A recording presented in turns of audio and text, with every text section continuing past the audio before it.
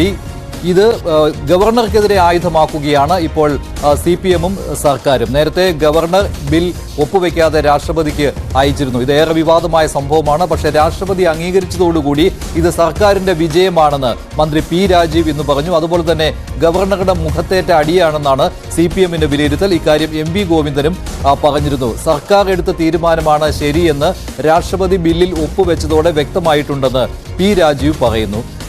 ഇതേക്കുറിച്ച് VV അരുൺ തയ്യാറാക്കിയ report കാണാം.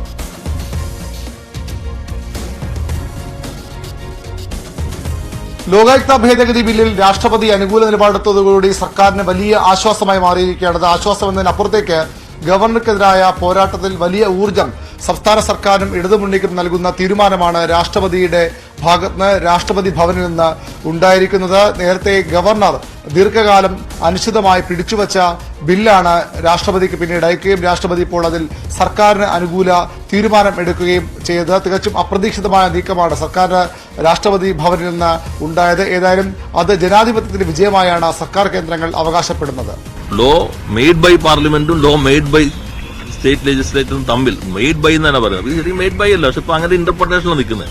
ആ ഇന്റർപ്രിട്ടേഷൻ നിൽക്കുമ്പോൾ പോലും ഇപ്പോഴത്തെ UGC റെഗുലേഷനുമായിട്ട് യാതൊരു കോൺട്രഡിക്ഷനും ഇപ്പൊ പാസ്സാക്കിയ നിയമങ്ങൾക്കില്ല. സാധാരണഗതിയിലാണെങ്കിൽ അതും വരേണ്ടതാണ്. അതെങ്ങനെയാണെന്ന് നോക്കാം. ഇത് അങ്ങനെ ഇന്റർപ്രിട്ടേഷനൊന്നും സാധ്യതയില്ല. ഇംഗ്ലീഷ് അക്ഷരവും വാചകവും അറിയാവുന്ന ഗ്രാമർ പോലും വേണ്ടത്ര പിടുത്തില്ലെങ്കിൽ പോലും ഇത് ഒപ്പിടേണ്ടതാണെന്ന് പെട്ടെന്ന് മനസ്സിലാകാവുന്നതാണ്. അതുകൊണ്ടായിരിക്കും വേഗത്തിൽ വന്നിട്ടുണ്ടാവും.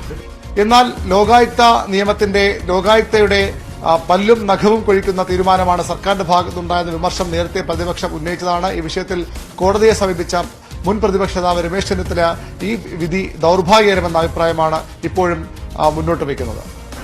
കേരള ലോകായുക്ത ഭേദഗതി നിയമത്തിന് അനുമതി കൊടുത്ത രാഷ്ട്രപതിയുടെ തീരുമാനം ദൌർഭാഗ്യകരമാണ്. ഇന്ന് ഇതോടുകൂടി ലോകായുക്ത നിയമം തന്നെ അക്ഷരാർത്ഥത്തിൽ ഇല്ലാതായിരിക്കുകയാണ്.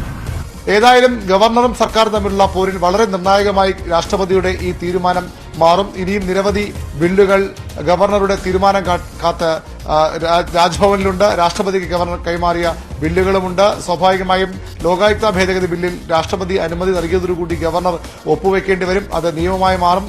അത് സംസ്ഥാനത്ത് പുതിയ ലോകായുക്തയുമായി ബന്ധപ്പെട്ട വിധിയിലൊക്കെ പുതിയ കീഴ്വഴക്കങ്ങൾ സൃഷ്ടിക്കുമെന്ന ഉറപ്പാണ്. സർക്കാരിന് വലിയ ആശ്വാസമാണ്. ഇനി മുതൽ മുഖ്യമന്ത്രിക്കെതിരായ ഒരു വിധി ലോകായുക്തത്തിനുണ്ടായാൽ നിയമസഭ അതിന്റെ അപ്പലേറ്റ് അതോറിറ്റിയാകും. മന്ത്രിമാർക്കെതിരെയുള്ള വിധിയിൽ മുഖ്യമന്ത്രിയും MLA-മാർക്കെതിരെയുള്ള വിധിയിൽ സ്പീക്കറും അപ്പലേറ്റ് അതോറിറ്റിയായി മാറും. തീരുമാനമെടുക്കേണ്ടത് അവിടെയാകും. ഇത് സ്വാഭാവികമായും ഭരണകക്ഷിക്ക് അനുകൂലമായി ലോകായുക്ത വിധി മാറ്റിമറിക്കപ്പെടും.